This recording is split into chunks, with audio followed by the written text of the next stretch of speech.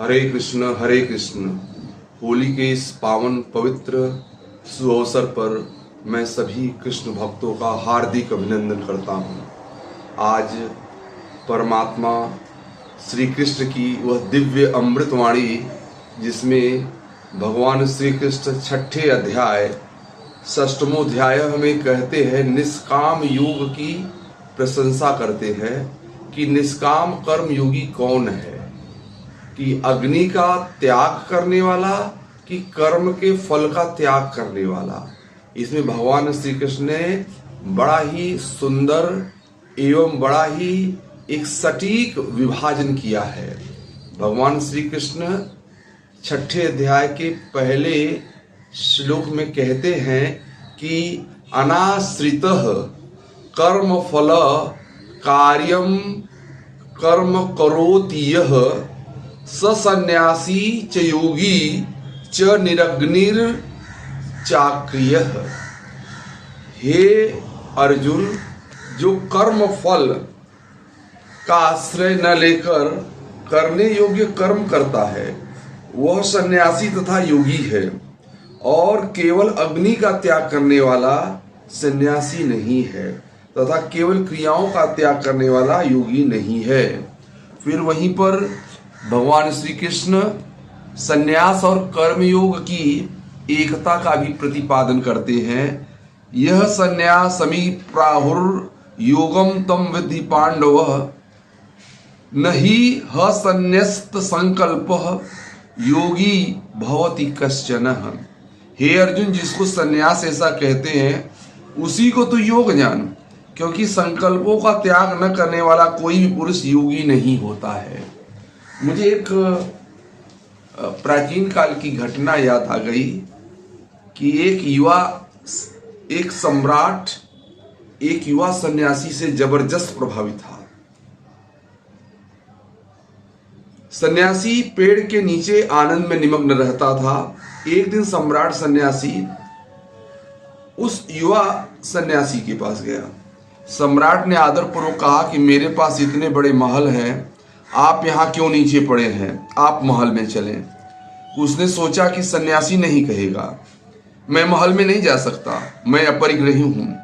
सन्यासी ने कहा जैसी मर्जी। वह तुरंत तैयार हो गया, चलो महल चलते हैं। अब तो सम्राट को बड़ा आश्चर्य हुआ, यह आदमी सन्यासी नहीं लगता है। नीम के पेड़ के नीचे इसलिए पड़ा था कि कोई न कोई इसे देखेगा और अपने घर ले जाएगा। इसने एक बार भी नहीं कहा नहीं कहा। ये कैसा सन्यासी है? सन्यासी कामनी कंजर से दूर रहता था, ऐसा युवा सम्राट का विचार था। अब देखिए, सन्यासी महल में आनंद पूर्वक रहने लगा। राजा के महल में जहां बहुमूल्य सामान थे, श्रेष्ठ से श्रेष्ठ गद्दियां थी, मखमले थी, कीमती कालीन थे, सन्यासी ने मजे में कहा मैं इस महल में ठहर सकता हूँ।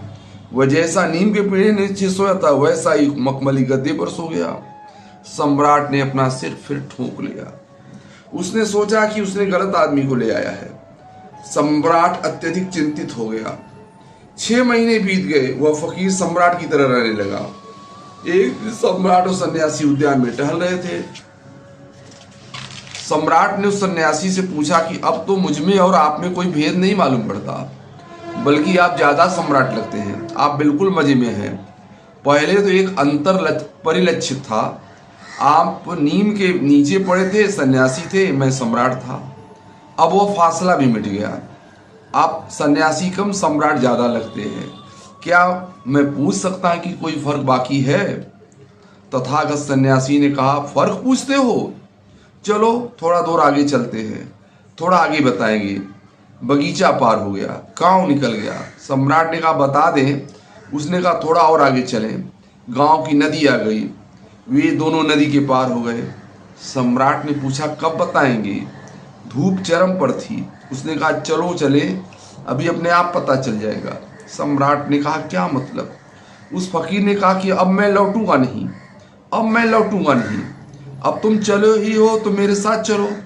सम्राट ने कहा मैं कैसे चल सकता हूँ, मेरा मकान है, मेरा महल है, मेरा राज्य है। उस फकीर ने कहा तो तुम जाओ, लौट जाओ, लेकिन हम अब जाते नहीं।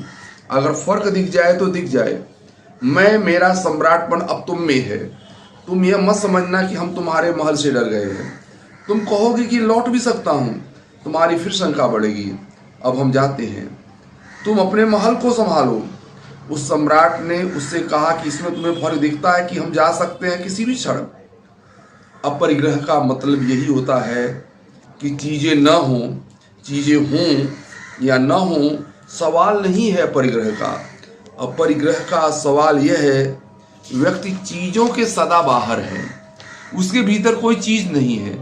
उस फकीर ने कहा, हम तुम्हारे महल में थे लेकिन तुम्हारा महल हम में नहीं था।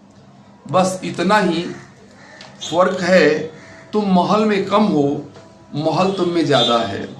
हम छोड़कर कहीं भी जा सकते हैं लेकिन तुम नहीं जा सकते हो। जैसे हम महल के भीतर थे, बाहर निकल गए, क्या कोई महल हमको पकड़ सकता है? हम जैसे नीम के नीचे सोते थे वैसे ही अब तुम महल में भी सोए हो। वही आदमी वही स्थित प्रज्ञ होना चाहिए।